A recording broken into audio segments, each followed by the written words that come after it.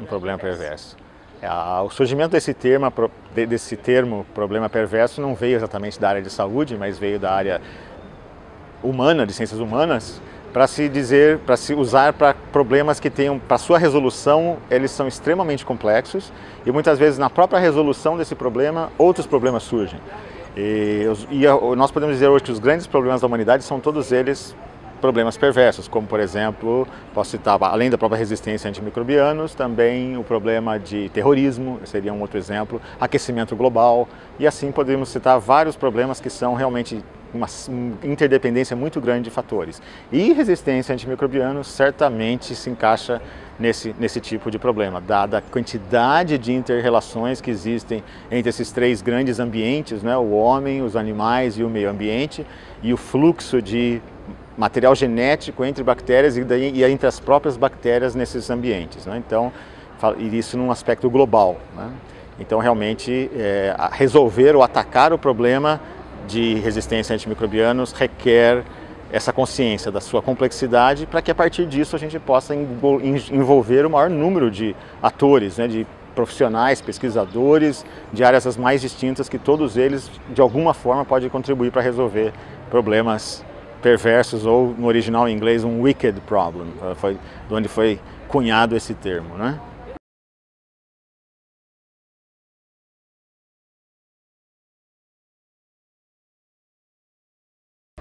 Bom, há dados mais que suficientes hoje, científicos, mostrando a transmissão de bactérias e de genes de resistência de um ambiente para o outro. Em alguns sítios especialmente intensos onde essa troca de material genético acontece, por exemplo, em estações de tratamento de esgoto, no nosso intestino, né? No intestino de animais em geral, são ambientes onde acontecem essas trocas e esse material que uma vez está na água, que sai de uma estação de tratamento de esgoto ou sai nas fezes, enfim, isso circula pelo ambiente como um todo e, portanto, se quisermos realmente atacar o problema, temos que amostrar bactérias desses mais diferentes ambientes para entender como é que são esses mecanismos de transferência para poder barrar esses problemas, né? Então, desde o ambiente interno de um hospital, mas um paciente que deixa o hospital e vai para a comunidade, ele pode estar levando uma bactéria com resistência ou até multiresistência, e isso vai circular nesses mais diferentes ambientes. O alimento talvez seja o que mais seja fácil a gente visualizar, né? Uma alface que chega à nossa mesa, ao mesmo tempo passou por um ambiente rural, onde talvez tenha sido usado água de irrigação, uma água de irrigação que, por exemplo, pode ter passado um curso d'água que passou perto de propriedades rurais que usam antibiótico nos seus animais.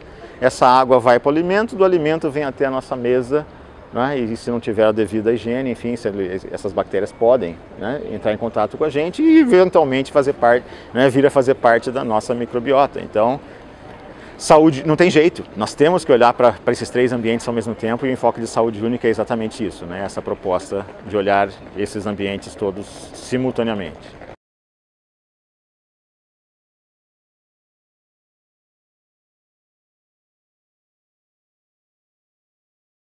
Pois esse é um desafio muito grande, sobretudo no Brasil, que a gente sabe que não é um país que particularmente possui dados de vigilância tão amplos, no sentido de alcançar as mais diferentes regiões e mesmo da precisão ou da confiabilidade, muitas vezes, dos dados.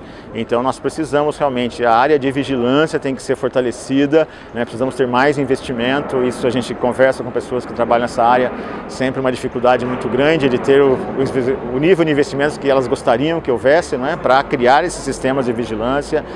O apoio da informática para disseminar esses dados e harmonizar esses tipos de dados que são gerados em diferentes locais. Então, nós precisamos, para tomar decisões, basear nas decisões em dados e não em possibilidades ou algo desse tipo, até para não perder a credibilidade e garantir investimentos públicos, principalmente, que vêm para essa área, né? Então, essa é a grande necessidade. Nós ainda carecemos demais de informações precisas, confiáveis, né, sobre a ocorrência dessa resistência, sobretudo no meio ambiente, né, e também na área animal. Na área humana, obviamente, que isso é bem mais, né, a disponibilidade de dados já é bem maior, mas sobretudo na área animal e principalmente cursos d'água, solo, plantações, florestas, enfim, ambientes naturais que infelizmente os dados são muito pequenos e, como a gente viu, é a saúde única, passa por esse ambiente, né?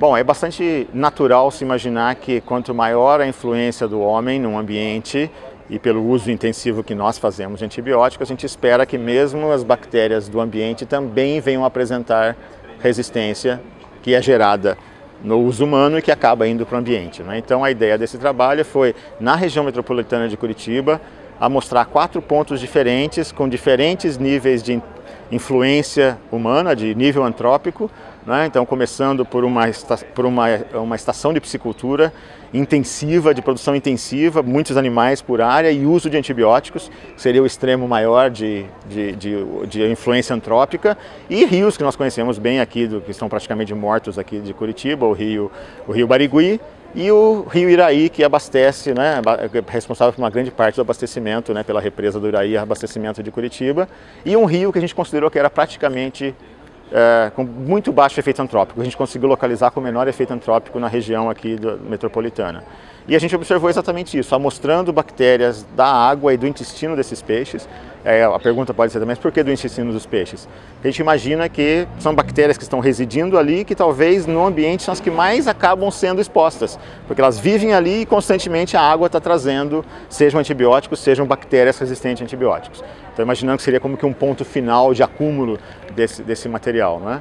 Então, o que a gente viu mostrando bactérias do intestino e da água, que de fato a maior presença de diversos elementos de resistência a antimicrobianos estavam em maior quantidade na produção intensiva de peixes, em segundo lugar no rio Barigui e no rio Iraí, e bem mais abaixo, todas essas diferenças estatisticamente significativas, no nível mais baixo, naquele rio de menor efeito antrópico em São José dos Pinhais, o Rio Pequeno, numa região menos sujeita ao efeito antrópico. Mas ainda assim, encontramos de todos os genes estudados, de todas as resistências estudadas em laboratório, essas bactérias apresentaram 10% de resistência a 10 antibióticos diferentes que nós fizemos.